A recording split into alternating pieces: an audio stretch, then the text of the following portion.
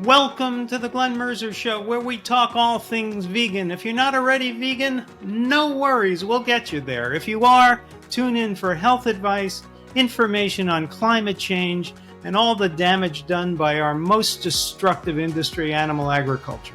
We'll also talk cooking, theater, film, and culture. My two reasons for starting this podcast: to entertain, to inform, and to make people vegan. Oh, that's 3. Shit.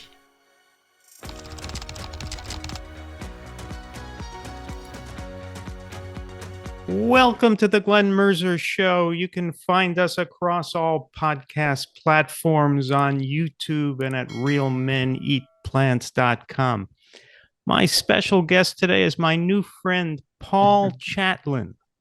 Paul is the founder of the Plant-Based Nutrition Support Group. That's pbnsg.org. Paul, welcome to the show. Well, thank you. Thank you for having me.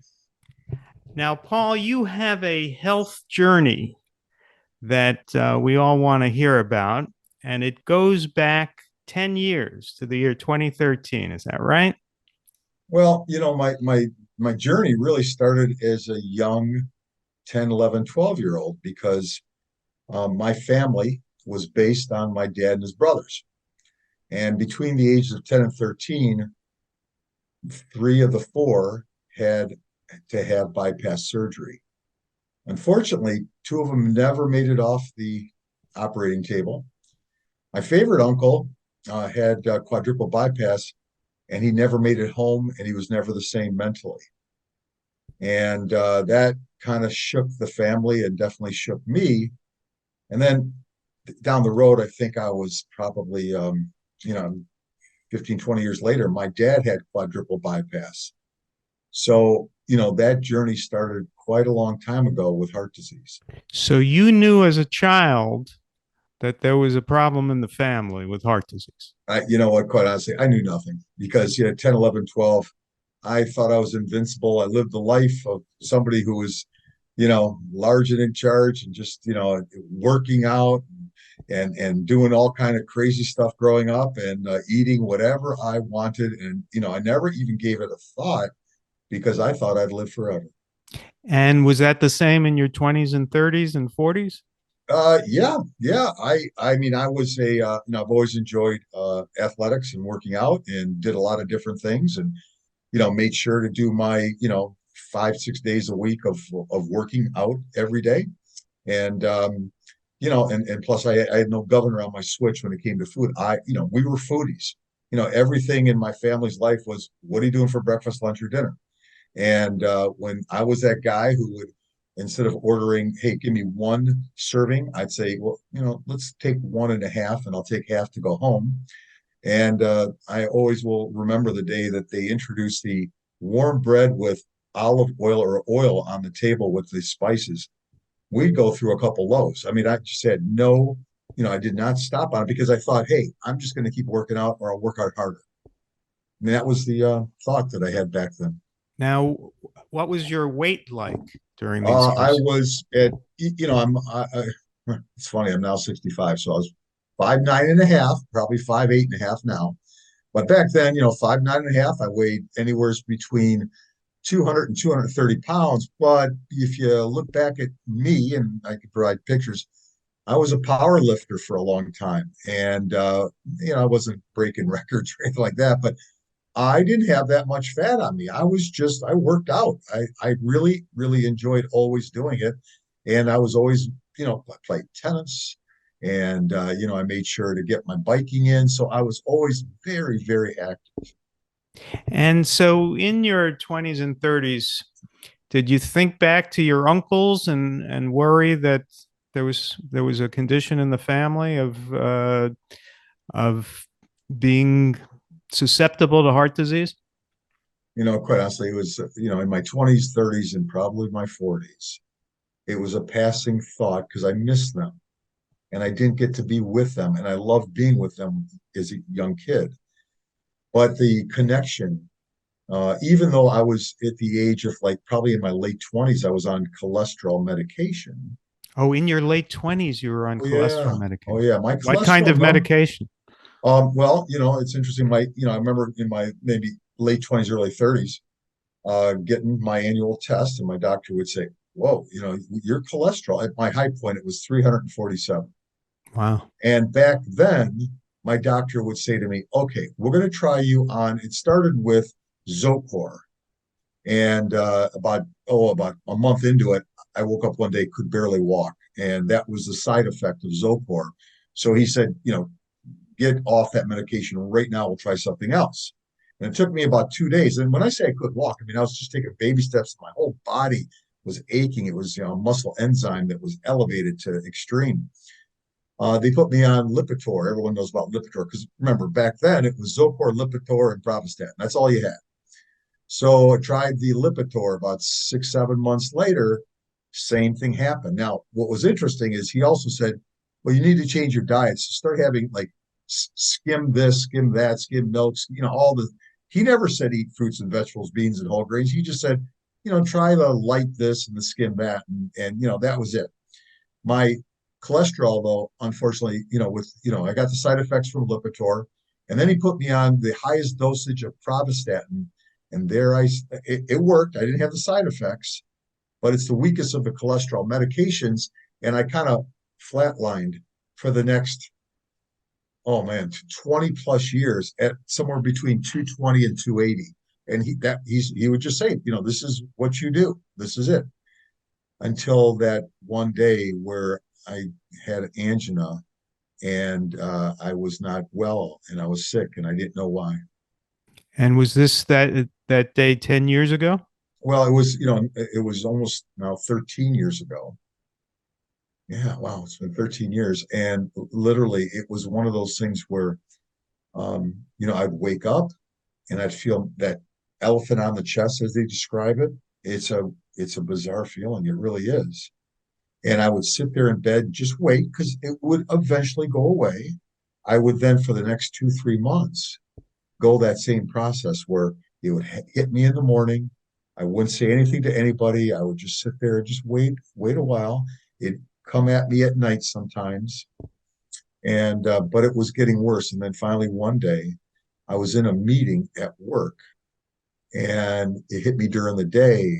I had to excuse myself, and I was sweating. I couldn't do anything. I just had to wait there for about a half an hour.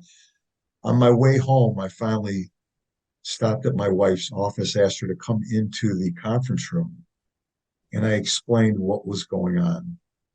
And, tears were flowing out of both of us because, I had not told her because I didn't want her to worry about it. I loved her so much. I didn't want to worry. And I was not smart enough back then to say, okay, what could it be and what should I do? I went to the doctors immediately. He immediately had me go to a cardiologist locally here in Michigan.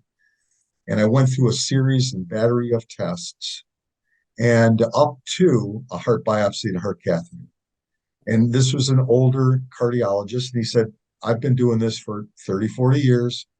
And the tests are showing me that you need either a bypass surgery immediately or a heart transplant. And when you hear bypass, that's scary. But when you hear transplant, so, immediately I went back to my wife and explained everything that was going on. And then the miracle started to flow. The first miracle was her boss walked in while she was crying, asked what's going on. And she explained it with me there. And he said, hold on. Well, it had turned out a couple of months ago, he had a major procedure done at the Cleveland Clinic, and that being the heart hospital. And this person made a few calls, and about an hour later, he says, I want you to give a call to the hospital. I can get you an appointment. The appointment date was one day before I was supposed to go back to Beaumont Hospital, local hospital, and get a catheter and a biopsy. So here I walk in. I'm going to take a moment. I love showing them. I walk into the Cleveland Clinic. Never been there in my life. They don't, they assign me to a random doctors that lines up with heart transplant.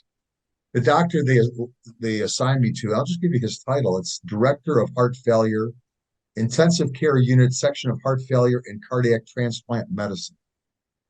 So again, never been there, never met the doctor. I meet the doctor. I go through the whole series of tests, and then I go into the heart cath lab, get a heart catheter, and they put you in twilight.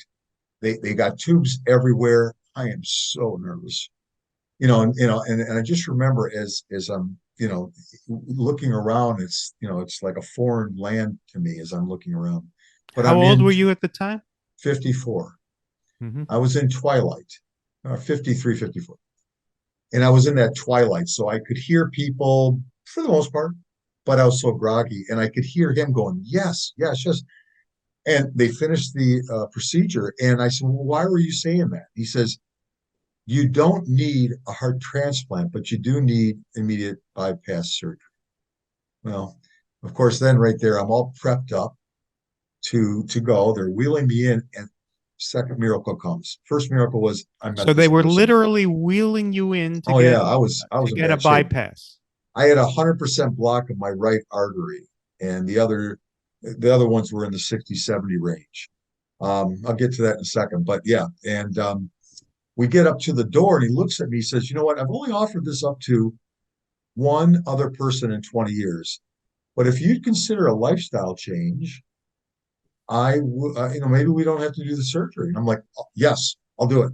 Like I didn't even know what that meant. I just said You're yes, literally being wheeled into yeah, surgery, and the doctor has a suggestion. yes. Now Will you here's consider a lifestyle change?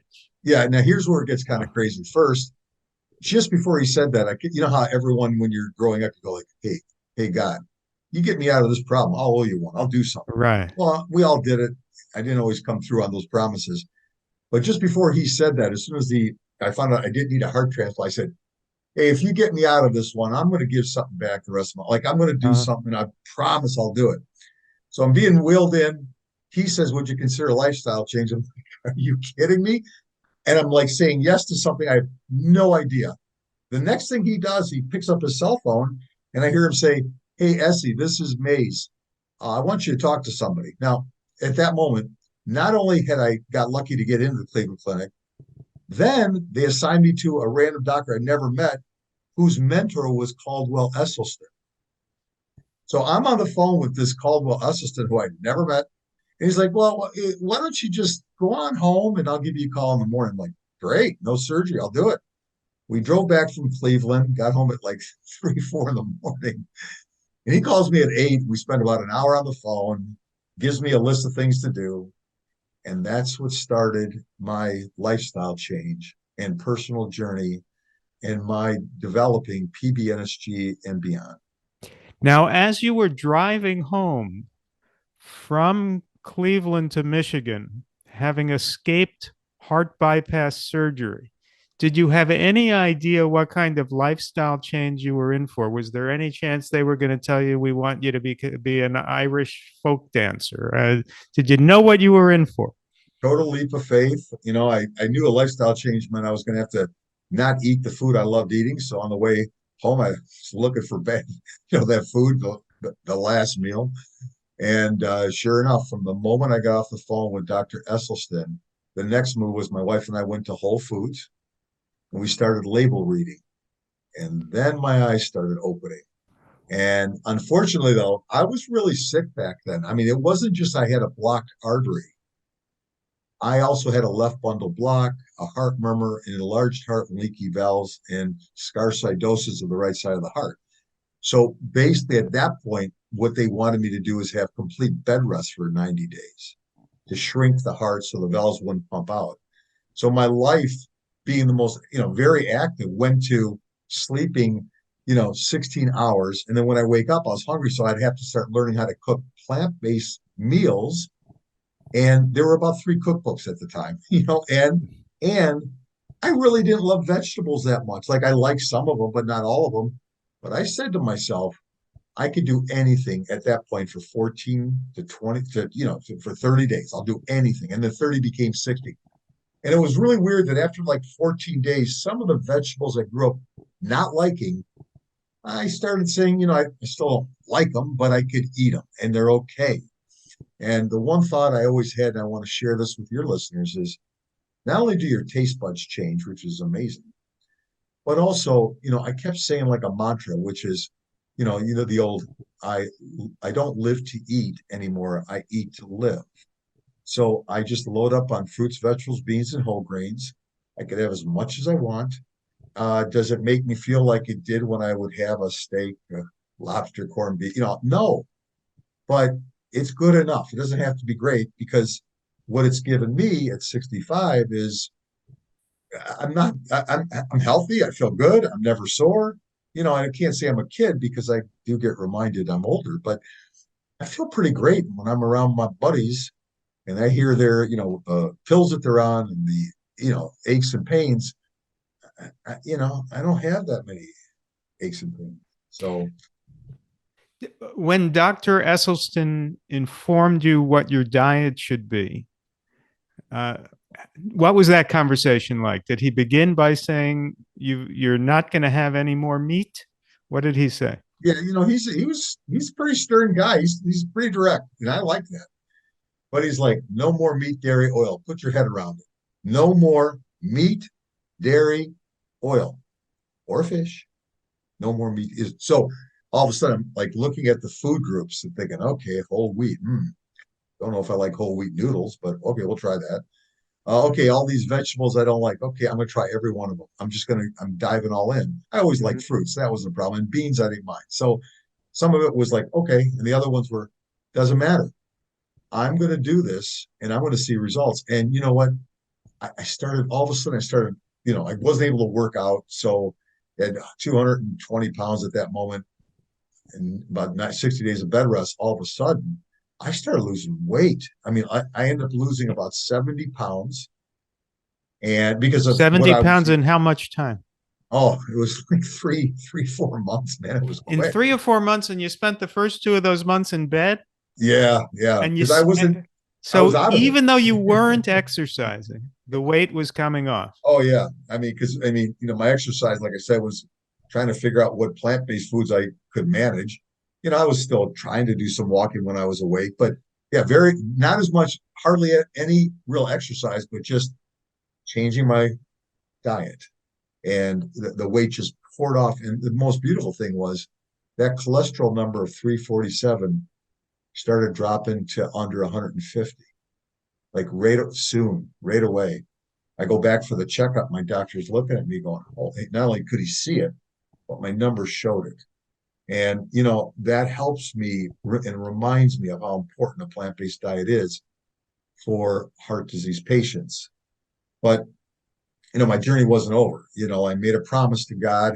I'm not a religious man. I'm a spiritual person. I said, okay, I got to give something back. I can't be selfish about what happened to me. I mean, people will see me. It's not enough. So I didn't know how to cook. Okay. So I went to the Esselstyn cooking class and they gave me the charge for it. It was more than I would have thought. And I put it in the Blue Cross Blue Shield. They denied me. And I'm like, oh my God, this is it. I'm going to go after Blue Cross Blue Shield and get a pay code so other people can go to a cooking class on plant-based. Because Right. you just On, remember, on your website, it says $975, right? well, again, back then, I just thought for a half day, that was a bunch. Again, thank you, the Esselstyns, for saving my life. Right. But I'm not wealthy, and that was a lot for a half day. I thought. Right. Right. So I started doing my, worked my way up the chain, got to the high, and this was all being done Uh-huh. in the first 90 days because I was sick and I had some time to do something. Right. Long story short, is I got to the highest level of Blue Cross Blue Shield, and they denied me, and they said because you have to, they work in unison with Michigan government, Blue Cross Blue Shield, and you need to get a pay code assigned, and the only way to do that is you got to work with the legislature. Well, Lansing's about an hour and 20 minutes from my house, and I knew that if I was going to do that, I might as well move up there for a while. I got a chance to meet a lot of these people along the way, and I'm like, wow, Michigan's the second biggest dairy state. Like, this is going to be a tough one. I said, I can't do it. I'm not going to do it.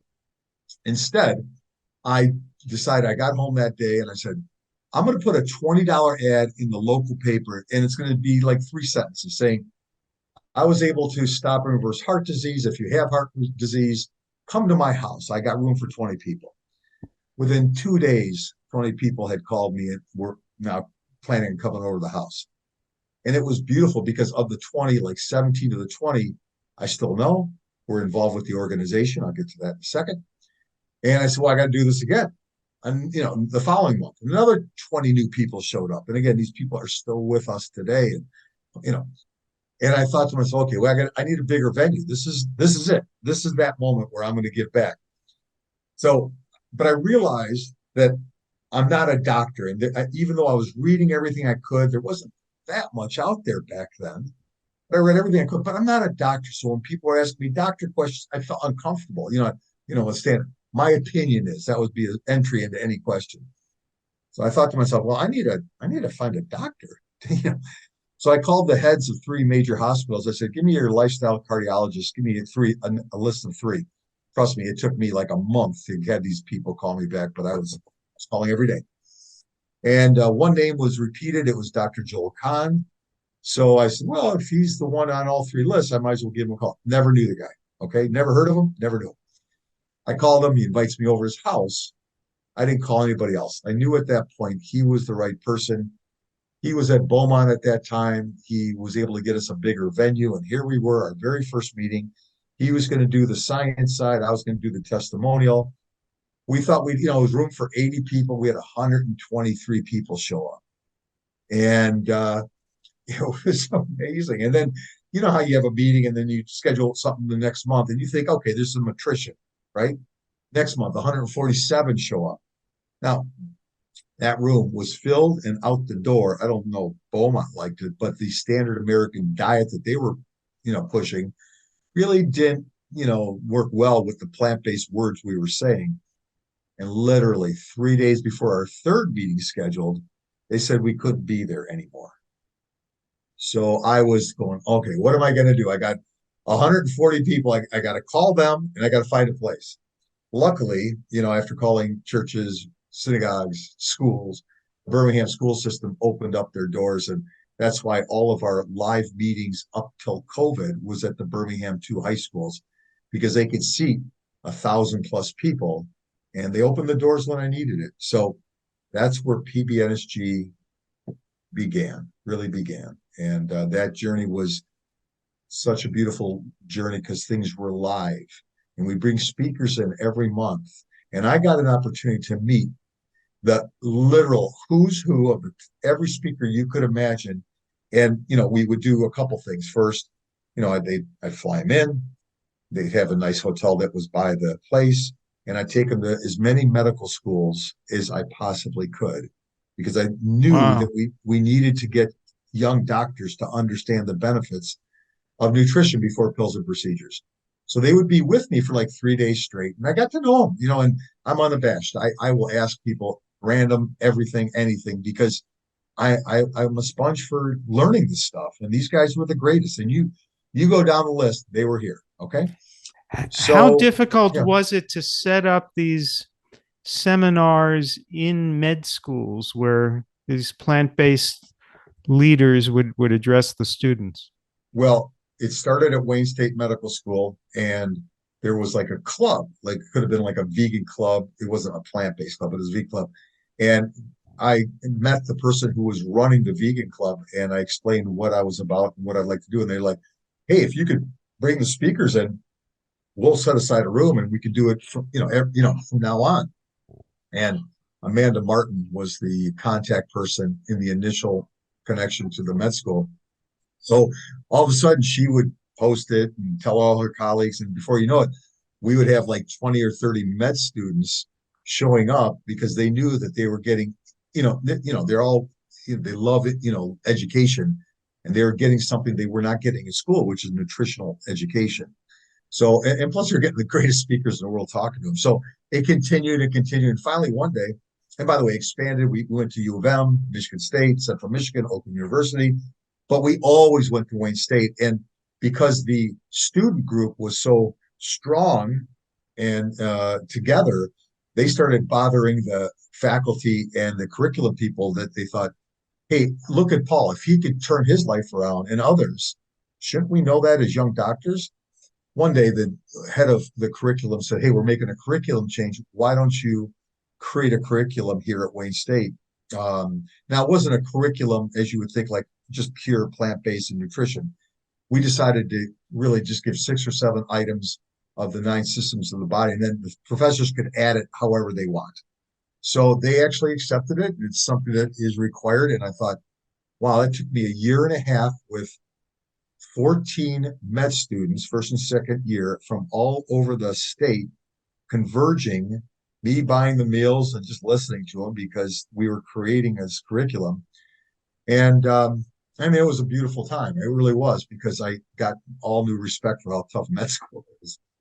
And, they accepted. And I thought, wow, this is it. We're going to go to every med school and provide it. But, we started doing it and started realizing politically or timing, it wasn't going to happen. Were you getting resistance from the faculty of the med schools, Everyone. whereas the students were helping you? Well, I mean, I didn't have a group quite like the Wayne State group did, but I did have some smaller groups at other med schools.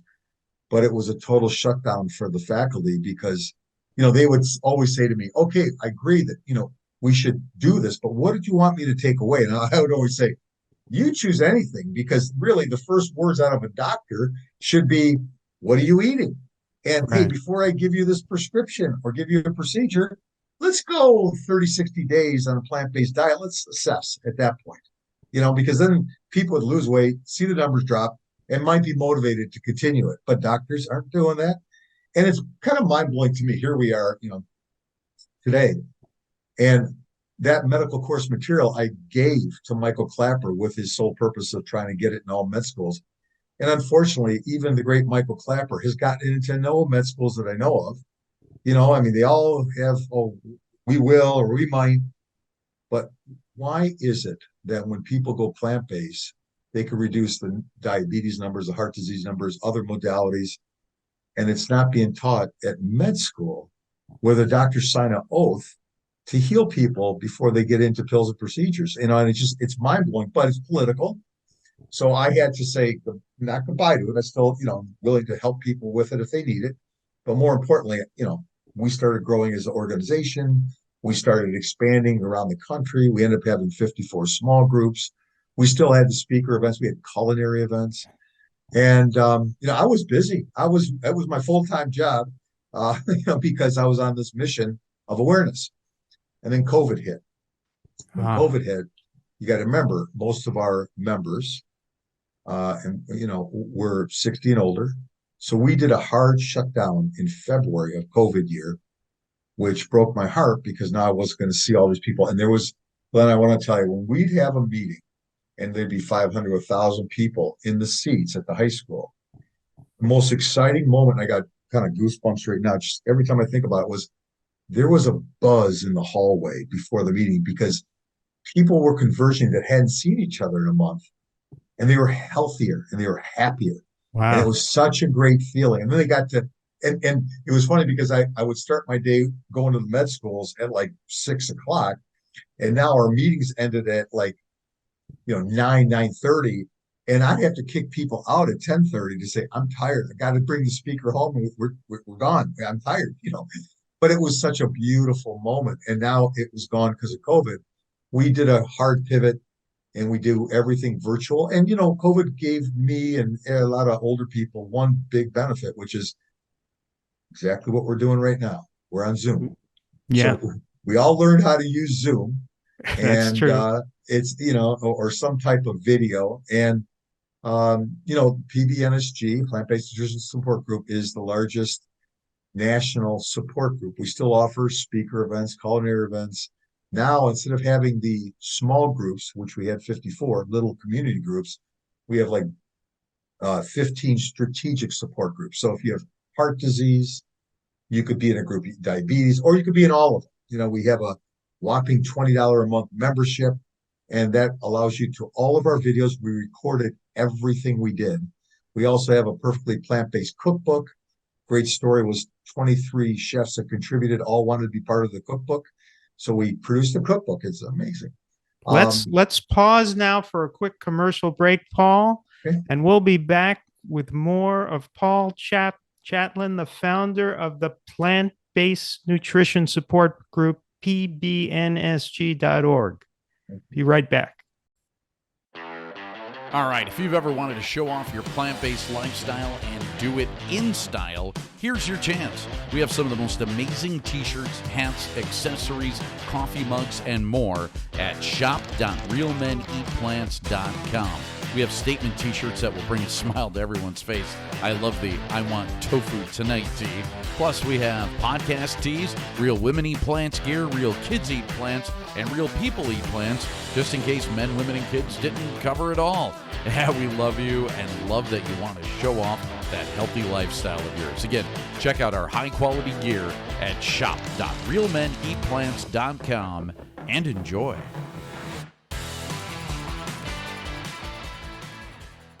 All right, we're talking about how COVID affected society as well as the plant-based nutrition support group. And Paul, there was a study in BMJ, formerly the British Medical Journal, that showed that there was a 72% reduction in severe COVID from people on a plant-based diet. However they defined plant-based, it wasn't necessarily a whole food, low-fat, plant-based diet. 72% reduction. And yet you never heard Anthony Fauci or the Surgeon General or the CDC telling us anything about eating a plant-based diet to save our lives. Did you ever get COVID, and did you encounter this reality that people who are eating the way we eat didn't have too much to worry about from COVID? Great question. I did not get COVID, but we had a pretty large membership, and we were not affected as a collective. However, some individuals with underlying health conditions I lost, and my heart broke when I found out. I attended a handful of funerals that I'm still really pretty sad about today, because these were people I was close to. But saying that, I would add to that Fauci didn't say anything about it, but also the heroes that I grew up worshiping in the plant-based world, they didn't say a whole lot about it either. Because we can't count on others. We should count on ourselves. And I'll get to that in a moment if you'll allow me. But I'll finish up by saying that today, pbnsg.org is there for you for all the support, because, you could go to a Jumpstart, you could make a lifestyle change, but I can't underscore to everybody, this is really tough. It is really, really tough. It's funny because early on I'd say just make the change. Anybody can do anything. But now I add, before you're ready to do this, make this lifestyle change. I mean, you should if you've got heart issues or high diabetes. You just should. Give it a try for 60 days. See what happens.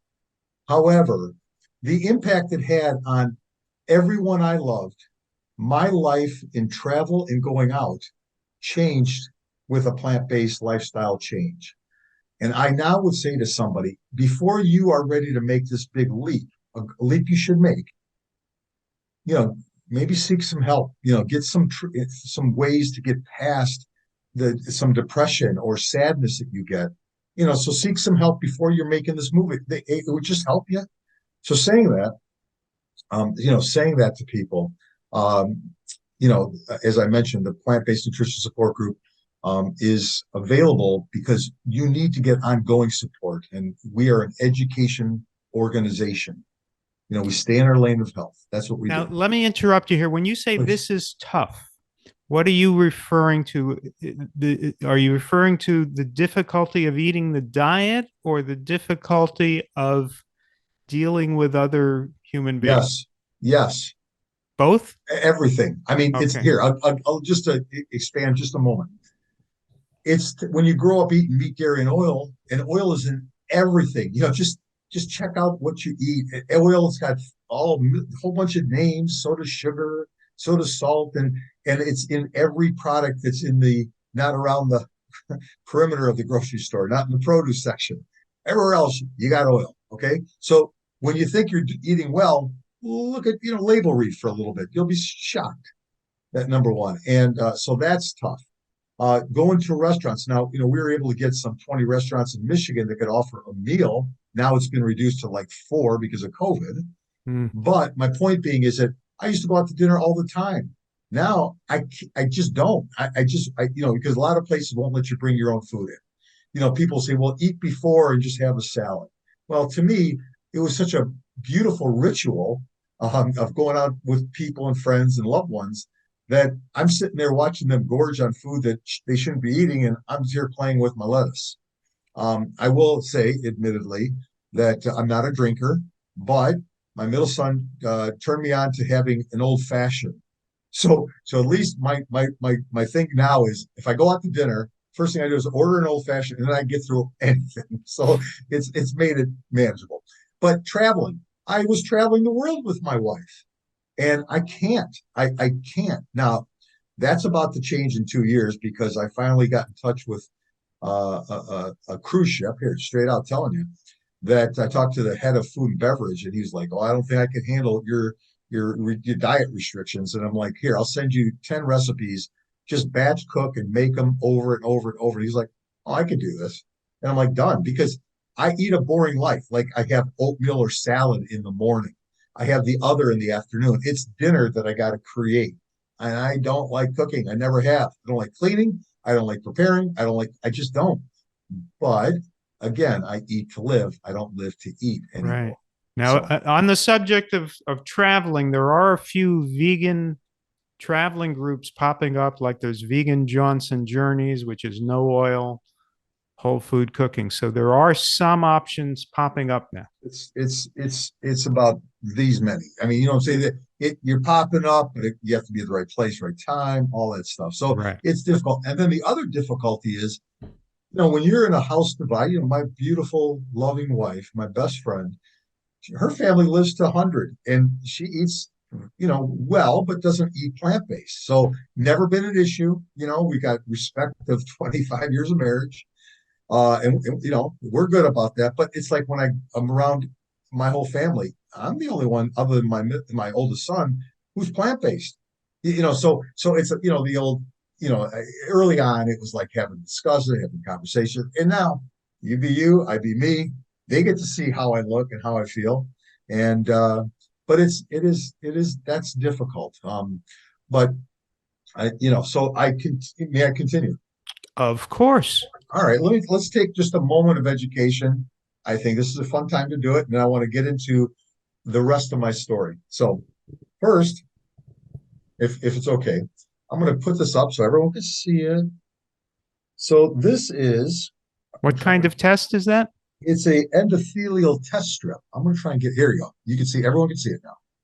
All right. All right. So it's just something I found that you put under your tongue, and it will give you an idea how much food you're taking on to keep your endothelial levels at a good level. Okay, so that's just something, if you're curious about, is it a perfect test? I'm not sure. I'm not a doctor. I don't know. I'm not a scientist. But it's interesting that when I don't eat a whole lot of greens in a given day, let's say it's a bean day and an oatmeal day, and I only have one bunch of greens, I could see it fluctuate a little bit. So it's telling me something. The next thing, okay, this is the first.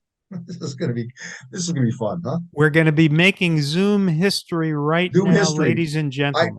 When I told you I was unabashed, it's like I don't, I know the moment I lost my humility. The moment was when they were prepping me for bypass surgery. They shave you top to bottom just because they got to prep you, because if the calf didn't work in the wrist, it did. They go to the groin, right? Right. And since they shave you, they're all prepping you for bypass. So I just remember sitting there. I was on drugs, so I was in like limbo land. And these 4 strange nurses come in, and within 5 minutes, I am shaved to the bone, and I'm like looking at myself, laughing. I'm like, and you were shaved unnecessarily because you didn't have the surgery. So there could be a lawsuit in that. No, stop. No. We're too lawsuit happy. So what happened is my cholesterol through plant-based baselined at about 120. I talked to my cardiologist at Cleveland Clinic. He's like, hey, I think you should do both. I thought about it, and said, okay, let's do it. So then the question was, I would like to get a drug that doesn't go through my liver. And the only currently, I could be wrong, but the only cholesterol drug is something called Repatha. It's not easy to get. Right. It's available Little out there. disclaimer now, neither Paul nor I are doctors. Consult Yes. with your physicians, but that's upside down there, Paul. Oh, thank you. And we are not selling or advising this drug. I'm just letting people know that from what I gather, I've had no side effects. And today, I'm proud to say my cholesterol is 88 because I do a combination of lifestyle eating and this. And let me just show serum everybody this. cholesterol of 88. Yeah. So here, real quick, and like I said, no humility. This is going to prove it to everybody. All right, we are making Zoom history, ladies and gentlemen. YouTube history. Here's what I do. Here's what the man does. Twice a month. Now, nobody be scared now. I wipe it right here. Okay. Tummy. I get a little bit of chubbiness in my fingers. I squeeze it. I press it down like that. 1, 2, 3, 4, done. Give it a little wipe, and done. All right.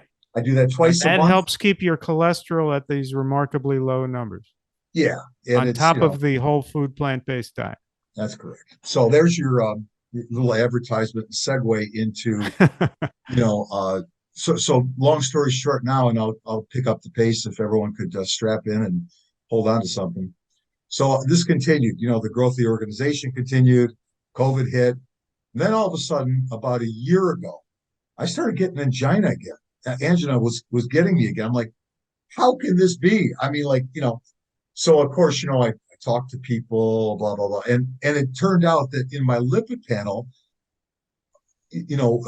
my doctor said, hey, your lipoprotein little a, LP little a, is skyrocketed high. It should be I think under 50 or maybe under 100. Mine was at over 300. How did that happen? Genetics. How about that? Like people are just learning about it. They're just learning about it, but it's genetic. There's nothing, I was born with it. And this is like another plaque factory, this LP little a. And I was like, initially I was depressed, straight up. I was upset and depressed because of all the lifestyle changes I did. But then about 3 months later, after a bout of depression about it, I started realizing that if I hadn't gone plant-based, this thing would have been even worse and earlier. So what am I doing today about it? Well, I'm going. Let me interrupt to ask you: did you speak with Dr. Esselstyn about this? I talked to him about it a little bit.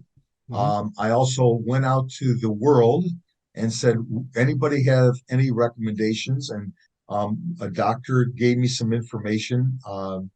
And I'm not talking too much about it because it has me having a lot of supplements, a combination of lysine, proline, zinc, niacin. It's a concoction, and I'm not a supplement person, but in the rough studies that he shared with me, it lowered the LP little a. So I tried it, and my number was 340, 320, and after 3 months, it dropped down to 280. So I'm like, okay, this is getting better.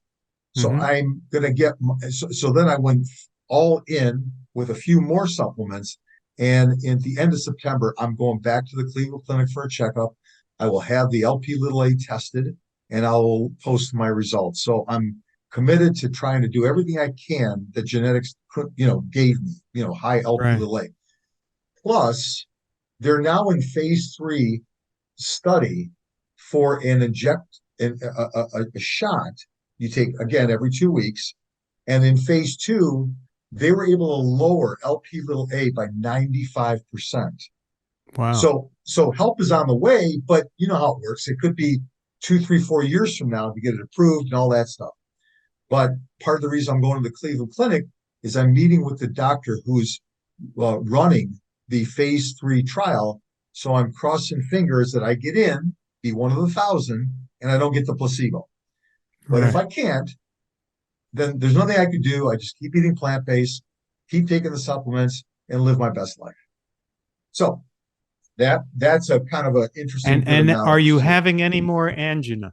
No, well, here, when I had the angina, I had to go back to the Cleveland Clinic a year ago. And because again, it was at that place where I could barely walk. And of course, they go back, do the heart catheter, and they found out my was it the Widowmaker artery was 99% blocked. 99% blocked. So again, the Lord looked at me kindly and they had to put in a stent. That was where the depression was. I was like, I never wanted something foreign in my body, but I didn't have to have bypass again. I have a stent and I've not had any issues since. And the good news for anybody is the stent technology, as my doctor said, is, you may have to have more other stents, but the stent you got put in will last you most likely a lifetime. As long as I stay plant-based, I don't have any other plans but to stay plant-based. So, where's Paul today? So let me just, if I could, take a few more precious moments from you. So I'm sitting here. Go on as long as you like, Paul. Okay, well, we'll talk for a full day.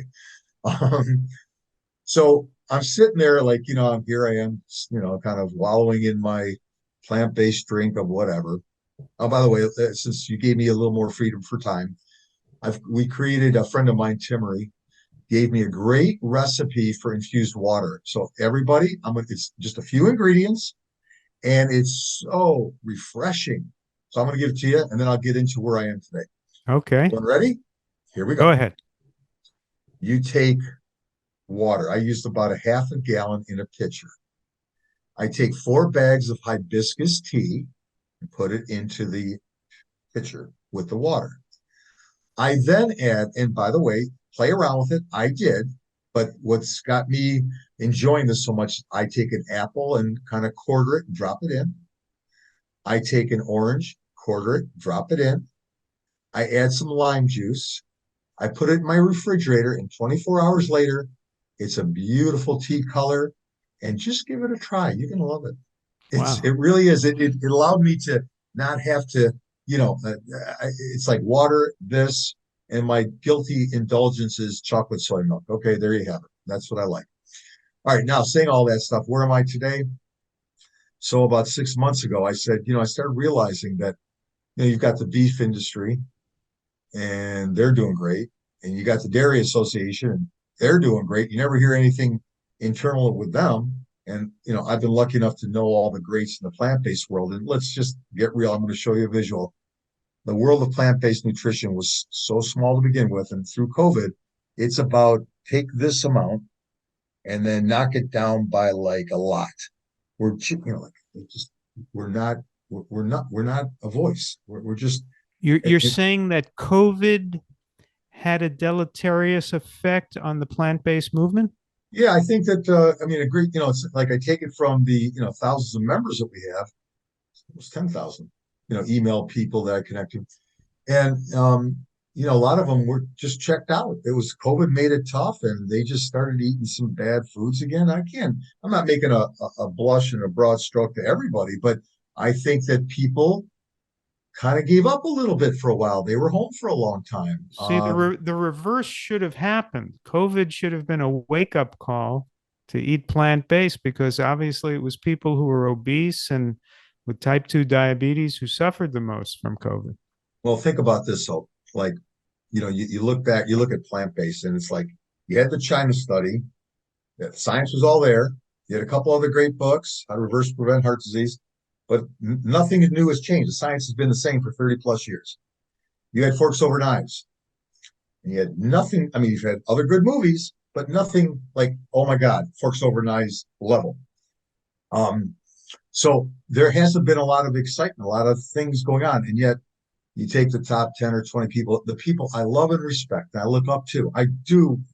They're my heroes. But they don't always work well together. I'm being straight with everybody. And you can't put them all in a room at the same time and have one voice. So then it kind of hit me. By the way, the funniest moment, Glenn, funniest ever. I'm a closet Star Trek person in the day, right? I just liked it. Well, So you're out of the closet now, Paul. okay, you stand corrected. You're right. Okay, everybody, I like Star Trek. Okay, so I was up in the middle of the night, and I turned the TV on, and my favorite Next Generation episode ever is on, and it was the one, if you're for the Trekkie fans, where Jean-Luc Picard is talking to the guy Q. Q is an omnipotent person, godlike. And they're bantering back and forth. He says, "Oh, you think your race and your people are so great? Here's what your future lies." He snaps his finger. They take him hundreds of light years away. And it was the first time they ever saw the Borg. And what is the Borg? It's a assimilated human race with AI capabilities, and they all work together as one. And right then, I'm like, that's what we need. Like it was like, and I said, okay, so what do I got to do? I was like, oh my God, it came to me. That's it. So I started writing these open letters and kind of suggesting that, I feel we need a pivot in the plant-based world. We do. We've been hero worshiping the greats, as we should do and have. I've done it. But we have no voice, and we are all the pillars of this is when you get past a certain level, where like PBNSG's below that level, and so many other plant-based organizations, people, they all lack funding. They need resource. They don't share their resources.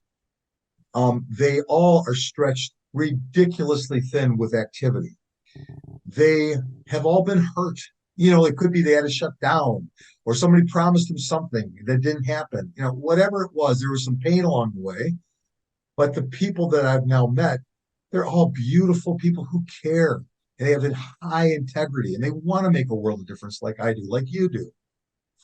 So I put the open letter out immediately. My new dear best buddy ever, Meryl Fury, called me from Chicago, plant-based nutrition movement. And she's like, oh my God, I read it. It resonated with me. I'm in. I'm with you. I'm going to help you. So both Meryl and I have been working behind the scenes to create an association. And let me let you know, and this is about my wrap up with you, is I continue writing the letters asking people to connect. And it's been going for about 2 months, where we now have 26 people and or organizations who said, I'm all in. What do you want? What can I do? I agree with you. So we are going to be having a meet and greet in late September, where everyone gets to meet each other. And it's going to be kind of a consensus building where I don't have to make decisions and lead the way like a hero anymore. I'm just a regular guy. I'm nothing special, trust me. However, we're going to work as a collective, and we're going to share resources, funding. If we build this association, everyone who falls underneath it will see the benefits of it. There is still room. So if you are somebody I don't know, or somebody I do know who thinks that it's time to pivot and create a better world and I'm doing this because I'm now a grandfather, and I look around the world and I'm like, what's this world going to be like environmentally for my grandkids? She's just a cutie pie. I want her to have a great life. I got 3 sons. I worry about them. So I am going to spend as much time as it needed to create what is going to be called Sage Circle Alliance. So if you want to get in touch with me, Paul at pbnsg.org. Glenn will help you connect up. Glenn's on board. And Real Men Eat Plants are on board. And there's a lot more. But I'm going to hold back on giving you the names, but you'll be surprised. And so we've got 26 people and organizations. We got time. And think of a wheel. Think of spokes on a wheel. We got room for a lot of spokes. So if you're interested, give me a shout. And that's what we're doing. And so the concept is sort of to align the forces within the plant-based movement and share resources and work together. Is that the general concept? Yeah, the tagline says, shaping our dreams together. We are going to work together. We're not all going to get what we individually want, but because everyone's high integrity and understanding and passionate, we're going to get things moving along a little bit differently, and we're going to be a little more vocal, and we're going to have an environmental piece to it because we have to attract the younger people. And we're trying. That's all we're doing. We're trying something different. All right. Well, we've made a lot of history today, Paul. Yeah. We had the live injection, Whew. and now we have the announcement of a new pivot in the plant-based movement. I hope so. That's a lot of history. So thank you for joining us today. Thank you. Thank you for all the good work you do at pbnsg.org. That's where you can find Paul, and you can sign up for their newsletter and join their plant-based support events. And thank you for joining us, and please subscribe to this channel, and see you soon. Thank you very much. Bye, all. This has been the Glenn Mercer Show, where everyone listening turns vegan, regains their health, and annoys their friends and relatives. Find us on YouTube at The Glenn Mercer Show and across all your major podcast platforms. Don't forget to subscribe.